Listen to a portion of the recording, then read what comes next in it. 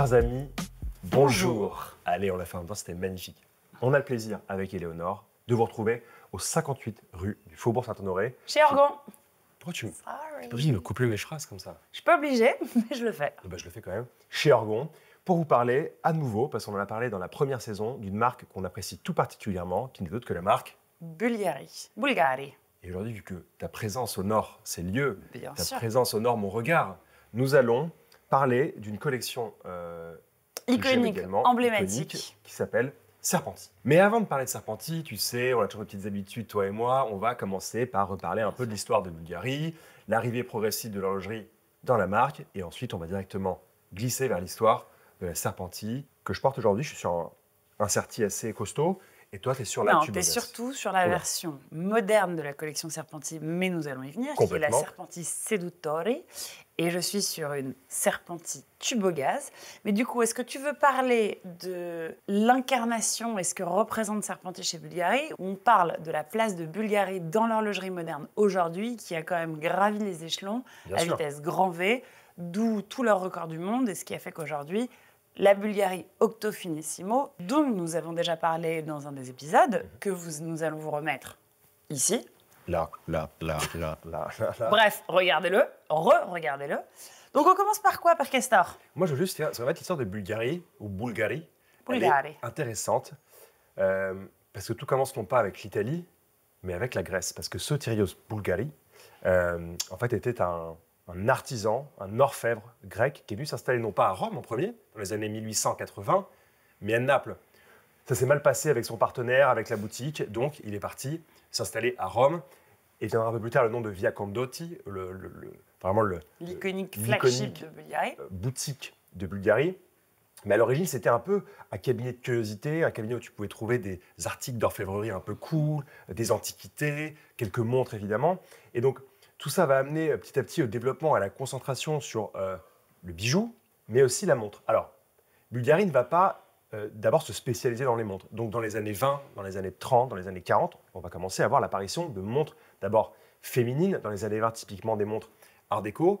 Ils vont en fait utiliser, comme ça se faisait avant et comme ça se fait toujours aujourd'hui, le pouvoir, la puissance d'autres marques de montres pour pouvoir développer des designs, et il est bien marqué sur le cadran Bulgari. J'ai toujours une montre en tête qui est assez exceptionnelle. C'est une montre rectangulaire, une heure sautante, avec l'heure sautante à midi.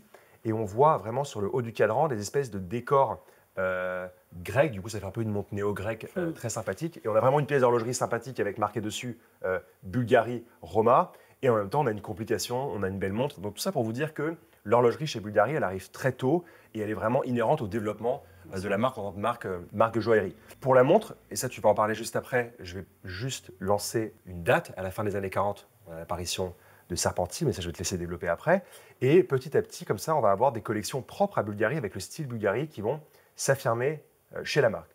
Tu le sais très bien, au milieu des années 70, Bulgari veut faire un joli cadeau à ses clients pour Noël. Donc il y a une centaine de montres Bulgari Roma avec affichage digital qui sont distribuées avec vraiment ce bracelet en cuir et en corde, qui encore une fois est une image, pour le coup un mélange de Grèce et d'autres pays et d'Italie, qui va s'installer sur le poignet des gens. Et le Bulgari Roma et ensuite le Bulgari, l'apparition de diagonaux, première collection de montres, les premières collections de montres pour hommes dans les années 70 et 80, va vraiment faire s'installer Bulgari en tant que marque d'horlogerie contemporaine. Et le fait après que Bulgari parte un petit peu en Suisse, ouvre Bulgari Time, que commence à y avoir des fabriques, s'installe à Neuchâtel, tout son exercice de production va faire vraiment de Bulgari une marque d'horlogerie à proprement parler. Donc aujourd'hui, ceux qui veulent dire que Bulgari n'est pas une marque d'horlogerie va aller potentiellement se faire voir chez les Grecs. Comme on dit, ça marche très bien dans notre cas. Non, mais Bulgari, ce qui est sûr, c'est que dans les années 60 et les années 70, Bulgari était, comme disent les Américains, at the pinnacle aussi de leur succès par les bijoux qui sont sertis de pierres de couleur. Complètement. On pense au cabochon, on pense à toutes ces pierres qui sont d'ailleurs finalement assez peu utilisées par les autres joailliers, que ce soit de la métisse, de la citrine, de la topaze, parce qu'en fait ça permet d'avoir des volumes qui sont beaucoup plus gros. Et ce qui d'ailleurs, on le voit aujourd'hui, dans des pièces plus modernes, et je pense notamment à la collaboration qui a été faite entre Bulgari et MBNF, on voit vraiment les codes MBNF, on voit les codes Bulgari, avec ces grosses pierres qui vont être serties au milieu du cadran. Et c'est vrai, comme tu le dis à juste titre, que Bulgari, qui est connu pour être un joaillier, un orfèvre et surtout travailler et maîtriser la colorimétrie de tout cet assemblage de pierres de couleur, où il a fallu justement se faire une place en horlogerie et être respecté en tant que tel. Et on le voit évidemment, fast forward, nouveau mot anglais, début des années 2010, avec l'apparition de l'Octofinissimo. Et on connaîtra évidemment tout le succès de tous les records du monde, tous les records, les innovations mécaniques, techniques, qui font qu'aujourd'hui, Bulgari est un aussi grand horloger qu'il est joaillier. Et ce qui est incroyable, c'est quand même que Bulgari fait partie des rares marques qui ont réussi à se réinventer. Exactement. Et à proposer, comme tu dis, dans les années 2010, Octofinissimo, c'est un succès, c'est un grand succès. Et c'est pas une pièce qu'on a déjà chercher dans un tiroir. On a toujours de l'inspiration, on a toujours l'idée, évidemment, de l'angle, d'une architecture peut-être romaine. Enfin, il y a toujours cette idée-là qui est inhérente au produit, mais c'est un nouveau produit et qui s'inscrit à merveille dans le 21e siècle. Et ça, c'est cool. Tu ne crois pas si bien dire, puisque quand tu parles de modernisation, Serpenti est probablement un des meilleurs exemples chez Bulgari, puisque Serpenti, comme tu l'as dit, est apparu à la fin des années 40, 1948, si je ne m'abuse. On se souvient évidemment de ces pièces vintage sur le poignet d'Elizabeth Taylor, de la Calas, qui adorait cette pièce, qui était d'ailleurs plus considérée comme une montre bijou qu'une montre en tant que telle. Évidemment, quand on pense à Serpenti, on pense au serpent, qui est un animal extrêmement ancré dans l'histoire de Bulgarie et dans la culture joaillière, puisque on sait que c'est un symbole de transformation, de régénération, mais aussi d'éternité. Ce sera d'ailleurs décliné a posteriori sur des collections de joaillerie qui vont être soit extrêmement littérales en interprétation du serpent, où on va retrouver vraiment la petite langue, on va retrouver les écailles, mais de manière aussi beaucoup plus modernisée, comme on peut le voir d'ailleurs sur les collections Serpenti, que ce soit classique tube au gaz ou Sedutori, avec cette tête aplatie en forme plutôt de goutte d'eau que de serpent pur. Mais si on repart évidemment sur l'histoire de la Bulgari tube au gaz, ce qui est hyper intéressant, et c'est ce qui a fait quelque part le succès de cette collection, c'est que la technique du tube au gaz est une technique qui n'a d'ailleurs pas été inventée par Bulgari, mais dont Bulgari s'est quand même approprié entre guillemets l'identité, puisqu'ils l'ont déployée, ils en ont fait en fait une part de leur ADN. C'est une technique sans soudure. Ce qui veut dire que en fait, vous avez une espèce de tube métallique sur lequel on va venir enrouler des fils d'or, pour justement garder cette flexibilité et souplesse. Donc on va retirer ce tube pour garder en fait cette forme. Et si vous voyez, si vous avez d'ailleurs pu voir, comme Bulgari l'a sorti ces dernières années, un tour, 2 tours, allant jusqu'à 5 tours, s'enroulant autour du poignet, et parfois vous l'avez en bicolore ou en tricolore, c'est uniquement parce que vous avez ce jeu de fils d'or, un petit peu épais bien entendu, qui vont venir s'enrouler. La raison pour laquelle je parle de ça, c'est que Bulgari a inauguré en 2017 une des plus grandes manufactures de joaillerie située à Valence, non pas en Espagne mais en Italie.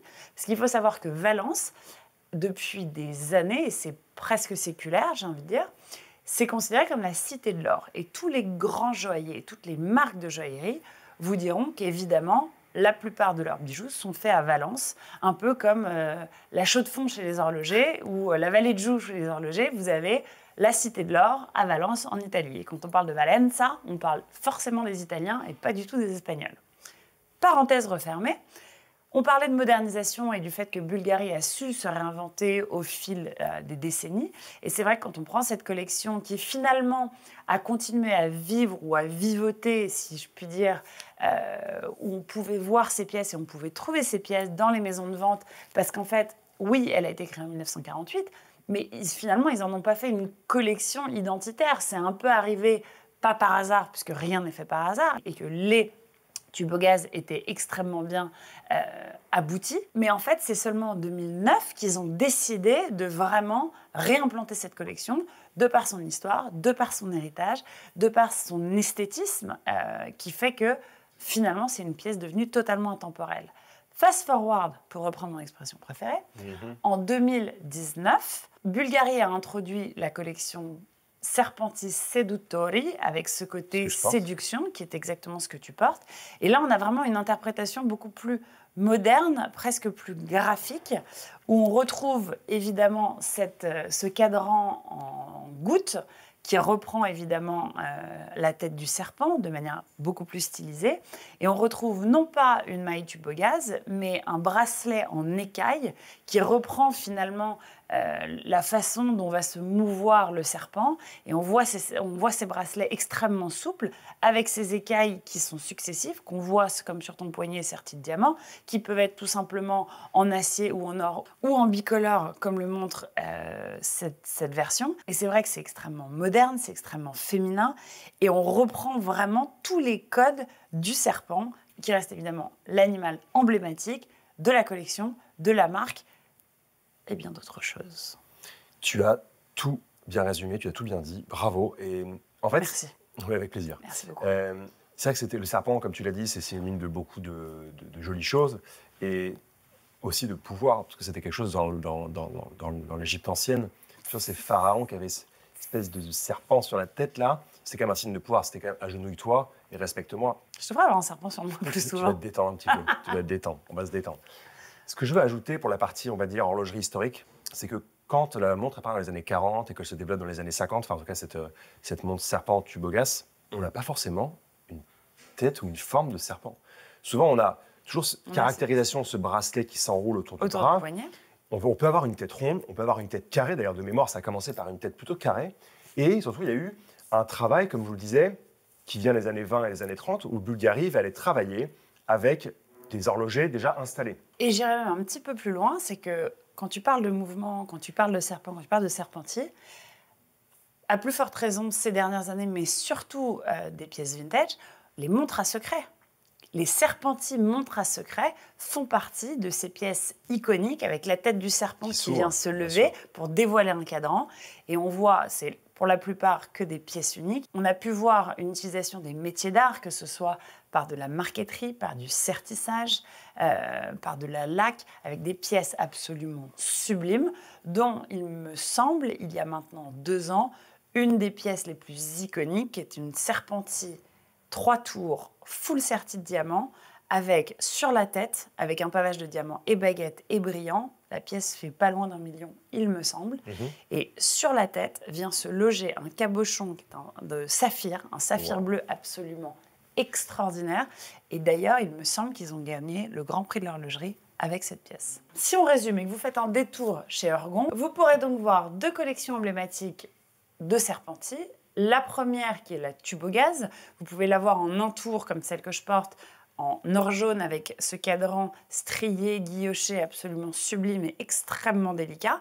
Ou une version... Un sertissage de la lunette aussi. Toujours sertissage avec 2 rangs sur le côté qui ne vient pas reprendre l'intégralité du cadran. Ou une version en acier qui est une version double tour. Exactement, qui est très sympathique aussi. Je ne pensais pas que une version en acier pouvait exister sur une montre un peu aussi précieuse, mais franchement, c'est très agréable et surtout c'est très léger, parce que c'est l'acier et l'or est toujours un peu plus lourd. Et on a toujours les mêmes codes, c'est-à-dire ces aiguilles glaives, ce soleillet central un peu guilloché qui part du centre du cadran et à midi comme à 6 heures, des index en applique, chiffres romains. Et donc vraiment une très jolie montre. Et ce que j'aime, on n'en a pas parlé, c'est qu'on a la tête du serpent, mais on a aussi cette petite queue. Donc en fait, vraiment de A à Z, du début à la fin, on a l'idée du serpent et encore plus sur un double tour. Ah, comme c'est facile à mettre. Une petite technique quand même. Vous posez la tête sur le poignet et vous venez enrouler. La flexibilité est incroyable. Dextérité.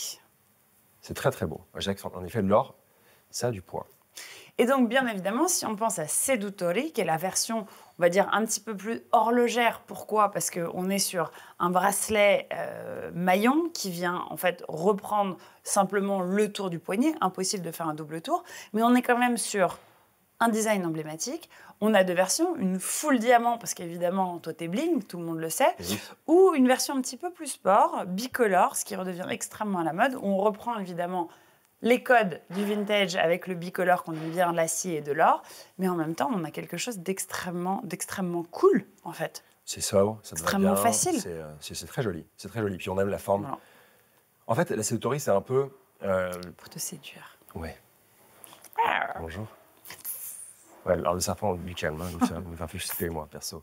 Ce qu'il faut dire, la grosse différence entre les deux, c'est que quand même, là, tu as l'idée, évidemment, de la tête de serpent en forme de goutte d'eau, plate, mais quand même que tu as un galbe sur le serpent, sur le tour, et sur la vraie Serpenti, on va dire tubogas, tu as quand même une montre qui a un angle et qui a de la courbe. Parce que ça, c'est beau. Exactement, mais pourquoi? Parce qu'on est vraiment dans... Si on suit la réflexion de la flexibilité, du bracelet qui vient s'entourer autour du poignet, qui est comme une seconde peau que tu ne sens pas, finalement, c'est logique, quand un produit est bien fait, bien pensé, bien dessiné, que la tête vient se poser, en fait, comme si c'était le serpent qui venait monter sur ton poignet et qui vient juste poser sa petite tête comme ça et tiens, toto. Tu vois, le serpent, c'est aussi mignon.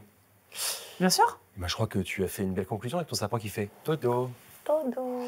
À bientôt. Chers amis, j'espère que cette nouvelle vidéo sur Bulgari et un autre aspect de Bulgari, c'est à la montre davantage féminine, même si je dois avouer que, alors moi je porte la version bling, mais une version en or acier tout à fait portable par un poignet masculin, c'est même très chic, très élégant. Ça, c'est un autre côté de Bulgari.